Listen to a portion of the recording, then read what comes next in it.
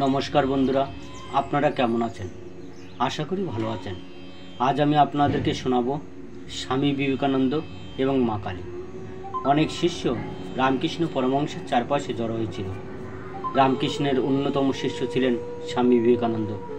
বিবেকানন্দ ছিলেন প্রথম যোগী, যিনি 1893 সালে শিকাগোতে বিশ্ব ধর্মের সংসদের জন্য মার্কিন যুক্তরাষ্ট্রে গিয়েছিলেন, যার পরে তিনি একটি আধ্যাত্মিক তরঙ্গ সৃষ্টি করেছিলেন। লোকেরা যখন নতুন কিছুর প্রতি খুব প্রতিরোধী ছিল, তখন তিনি এসে কিছু পরিমাণে দরজা খুলে দিয়েছিলেন। বিবেকানন্দ রামকৃষ্ণের কাছে এসে জিজ্ঞাসা করলেন, আপনি সারাক্ষণ ঈশ্বরের কথা বলছেন, প্রমাণ কই? আমাকে প্রমাণ দেখাও।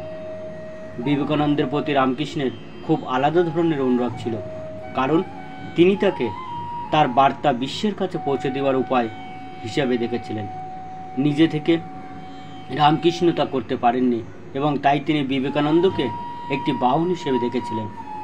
রামকৃষ্ণের আশেপাশের লোকেরা বুঝতে পারেনি কেন তিনি বিবেকানন্দের প্রতি এত ক্ষিপ্ত ছিলেন।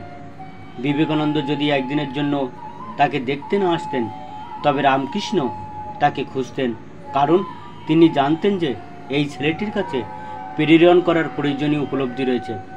রামকৃষ্ণ পরমহংসের প্রতি বিবেকানন্দ সমান উন্মাদ ছিলেন।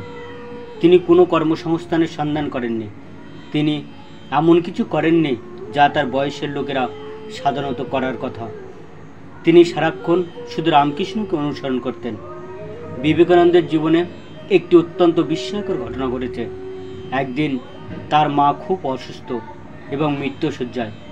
এখন এটি হঠাৎ বিবেকানন্দকে আঘাত করেছিল যে তার হাতে কোনো টাকা ছিল না এবং তিনি তাকে প্রয়োজনীয় ওষুধ বা খাবার সরবরাহ করতে অক্ষম ছিলেন।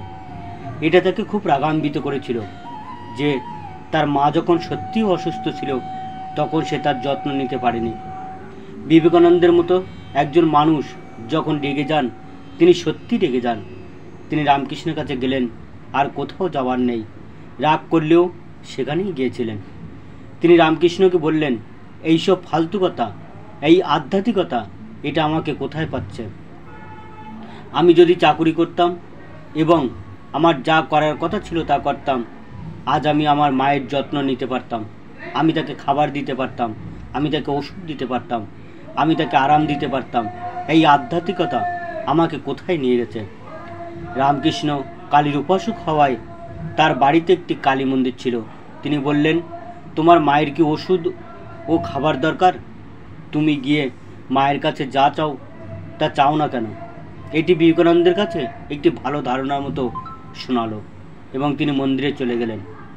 প্রায় 1 ঘন্টা পরে তিনি বেরিয়ে এলেন এবং রামকৃষ্ণ জিজ্ঞাসা করলেন, আপনি কি মায়ের কাছে খাবার, টাকা এবং আপনার মায়ের যা কিছু প্রয়োজন চেয়েছিলেন? বিবেকানন্দ উত্তর দিলেন, না, আমি ভুলে গেছি। রামকৃষ্ণ বললেন, আবার ভিতরে ফিরে যাও এবং জিজ্ঞাসা করো। বিবেকানন্দ আবার মন্দিরে গেলেন এবং 4 ঘন্টা পর ফিরে এলেন।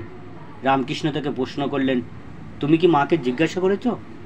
বিবেকানন্দ বললেন, না, আমি ভুলে গেছি। রামকৃষ্ণ আবার বললেন, আবার ভিতরে যান এবং এইবার জিজ্ঞাসা করতে ভুলবেন না। বিবেকানন্দ ভিতরে গেলেন এবং প্রায় আধ ঘন্টা পরে তিনি বেরিয়ে এলেন। রামকৃষ্ণ আবার তাকে জিজ্ঞাসা করলেন, তুমি কি মাকে জিজ্ঞাসা করেছ? বিবেকানন্দ বললেন, না, আমি জিজ্ঞাসা করব না, আমার জিজ্ঞাসা করার দরকার নেই। রামকৃষ্ণ উত্তর দিলেন, এটা ভালো। আজ যদি মাজারে কিছু চাইতেন, তাহলে এটাই হতো আমার আর তোমার শেষ দিন।